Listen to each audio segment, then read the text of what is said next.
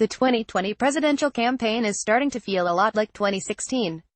This is a good thing for Donald Trump and his Republican Party. It is a bad thing for the Democrats. This article was originally published by Salon during the 2016 campaign. Democratic nominee Hillary Clinton seemed almost predestined to defeat Donald Trump. Clinton was a former Secretary of State, a former First Lady, a person who had devoted much of her life to public service, is highly intelligent and an expert on public policy. She was also buoyed among Democratic voters and many others by the fact that she would be America's first woman president. Trump, meanwhile, was viewed by the news media and most serious political observers as a buffoon, the gimp at a political freak show. Voting models and public opinion polls showed Hillary Clinton easily winning the White House. Advertisement, but Clinton's destiny would be derailed. Because they found him to be an entertaining TV character, the American news media gave Donald Trump at least $5 billion in free airtime. Trump also benefited from how the media covered the 2016 election, focusing more on negativity and scandal than on substantive policy issues. FBI Director James Comey would impact the outcome of the 2016 election by announcing a last-minute investigation into Hillary Clinton's emails, which involved no crimes, while never making the public aware of investigations into Trump's campaign and inner circle, where crimes actually did occur.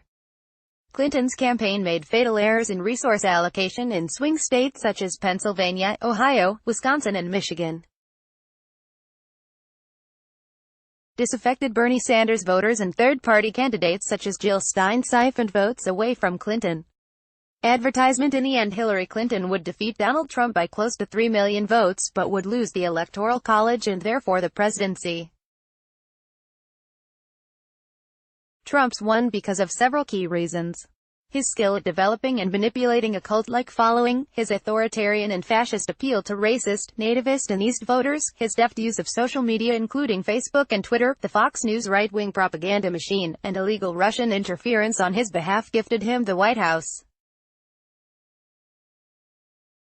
As the 2020 presidential election approaches, with the third year of Trump's reign coming to an end, all signs again seem to point toward a Democratic victory.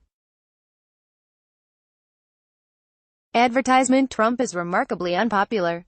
More Americans want Trump impeached than wanted Richard Nixon impeached in 1974. Public opinion polls show a general level of discontent and disgust with Trump, both as a person and as president. Public opinion polls generally show the Democratic presidential nominee, whoever that may be, defeating Trump easily.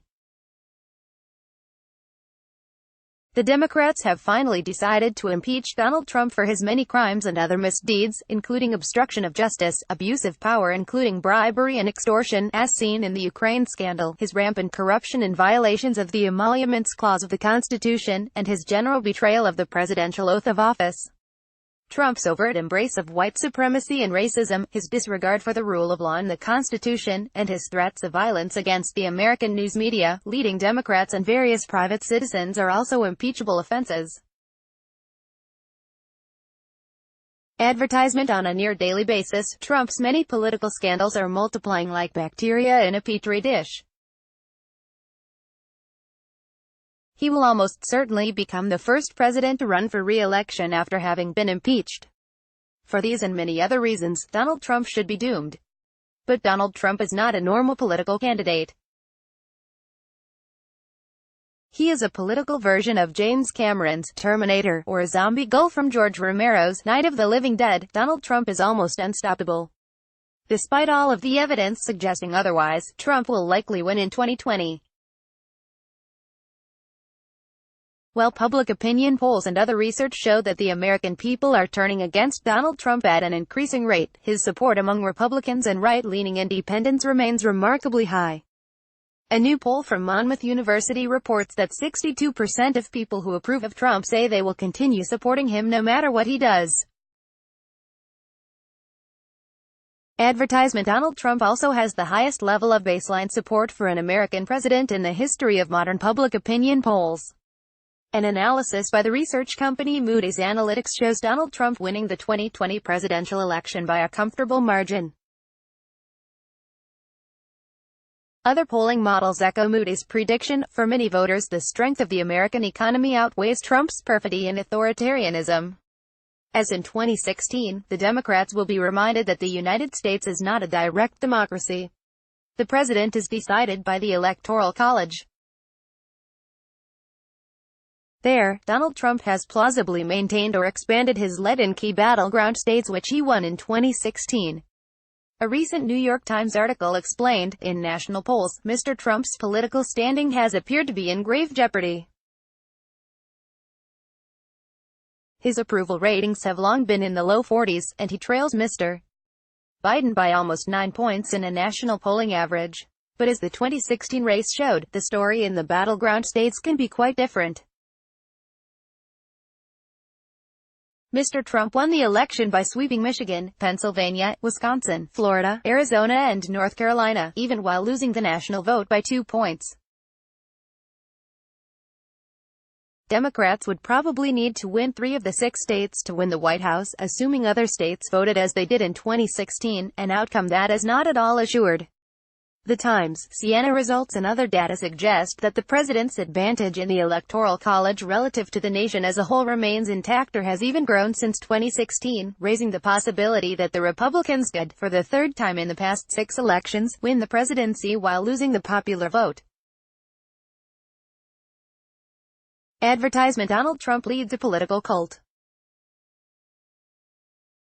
His members will not abandon him for any reason, because they are enmeshed together in a state of collective narcissism and other mental pathologies. Right-wing Christian evangelicals are among Trump's most enthusiastic supporters. According to a recent Public Religion Research Institute (PRRI) report, 99% of white Christian evangelicals report that they will never defect from Donald Trump's cult. CBS News offers this context. This is an even greater percentage than overall Republicans, 94% of which oppose the impeachment and removal of Mr. Trump.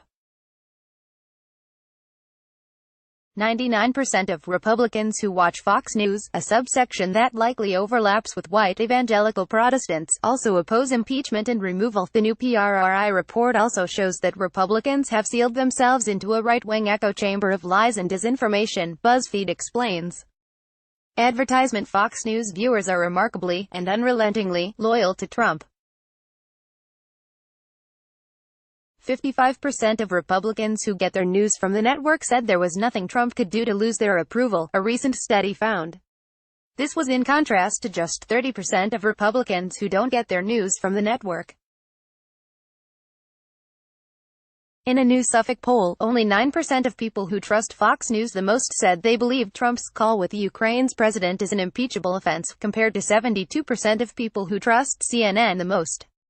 And 78% of Fox watchers said they agreed with Trump's assessment that the impeachment proceedings constitute a political lynching. Interviews with Trump's supporters reveal a public so unflinchingly loyal that any efforts to impeach Trump for high crimes and misdemeanors makes his cultists love him even more. Donald Trump was also very popular among blue-collar, working-class white women, the largest single voting bloc in America. They are Trump's human shields in the impeachment fight. Washington Monthly reports, Democrats face 2 key questions: who are Trump's most stalwart defenders, and can they be persuaded to abandon him? New research suggests an answer to the first of these queries. It's a group that Democrats should, and could, be winning over: blue-collar white women. While Democrats made crucial gains among these voters in the 2018 election, these women may now be rallying to Trump's defense. As of October 21, Tendency found that a solid majority, 54%, of non-college educated white women either outright oppose or lean against impeachment, while just 37% strongly support it. In fact, blue-collar white women are the strongest opponents of impeachment among all white voters, see chart below. This opposition is in stark contrast to college-educated white women, among whom only 26% indicated no support for impeachment as of October 21. Why does this group of white women support Donald Trump? White women, like white men, have both historically been deeply invested in white supremacy. Non-college educated white women's support for Trump is also a function of internalized hostilism, where his misogyny, dozens of alleged UAL assaults, and efforts to take away women's reproductive rights and freedoms are not viewed as disqualifying and may in fact be understood as reasons to vote for him. Advertisement: what if Donald Trump is in fact defeated in 2020? His supporters and their captive news media will claim that he is a victim of a coup. This will make governance all but impossible for the new Democratic president. With Trump and his allies already engaging in stochastic terrorism and talk of civil war, right-wing political violence on an escalating scale will then be more likely than not.